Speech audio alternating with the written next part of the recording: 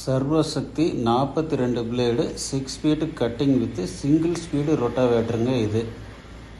இது ஒரு gear type ரொட்டாவேட்டருங்க. சைடு டிரைவ் வந்து கியர் டைப்புங்க. இந்த ரொட்டாவேட்டர் 45 ஹெச்பியிலிருந்து 55 ஹெச்பிக்கு சூட்டபுளாக இருக்குங்க.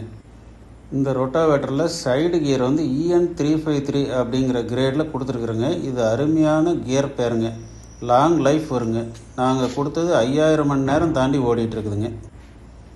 இந்த மாடல் ரொட்டாவேட்டரில் பட்டி டாப்லிங் கொடுத்துருக்குறோம். 1323 சிங்கிள் ஸ்பீடு கியர் பாக்ஸுங்க. ட்ரையாங்கிள் பைப்பு டைப்புங்க. 4 இன்டர் பிளேட்டு ஹெவியாக கொடுத்துருக்குங்க. 4 இன்டர் பிளேட்லேயும் 4 ப்ராக்கெட் கொடுத்து அதை வந்து கியர் பாக்ஸையும் கியர் பாக்ஸ் எக்ஸ்டென்ஷன் பைப்பையும் வந்து லாக் பண்ணியிருக்குங்க. அதனால் ரொம்ப ஹெவியாக இருக்குங்க. ஹெவி சைடு பிளேட்டுங்க. டம்மி சைடுக்கும் வந்து டெல்டா ஆயில் சீலுங்க. ஆயில் டைப்பு தாங்க. Back adjust depth ஸ்கிட்டுங்க.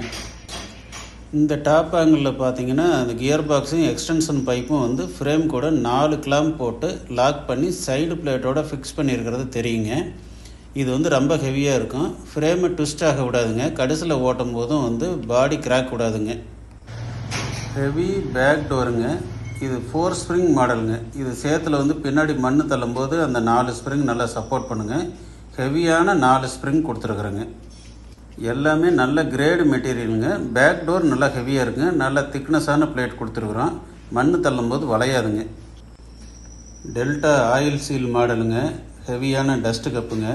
ரோட்டாரை வந்து 8 போல்ட் போட்டு லாக் பண்ணியிருப்போம். பிளேடு வந்து நல்ல குவாலிட்டியான பிளேடுங்க. Better helical ஆங்கிள்ங்க. சேத்துக்கு புழுதிக்கு ரெண்டுக்கும் சூட்டபுளாக இருக்குங்க. நான் டிரைவ் சைடு டெல்டா ஆயில் சீலுங்க. ஹெவி போல்ட் போட்டு லாக் பண்ணியிருக்கோம். பிளேடு நல்ல லைஃப் வருங்க. ரோட்டார் நல்ல திக்னஸான ரோட்டாருங்க. டெல்டா சீலுங்கிறதுனால சேத்துல ஆயில் சீல் போகாதுங்க. இது பட்டி டாப்லிங் மாடலுங்க. ஹெவியான பட்டிங்க. கிளவிஸ் ப்ராக்கெட் நல்லா ஹெவியாக இருக்குங்க. டிராக்டர் மவுண்டிங் வந்து கிராக் விடவே விடாதுங்க. நல்லா ஹெவியாக இருக்கும். ஹெவியான டெப்த் சிட்டுங்க. ஷீல்டுங்க. ஸ்டாண்டுங்க.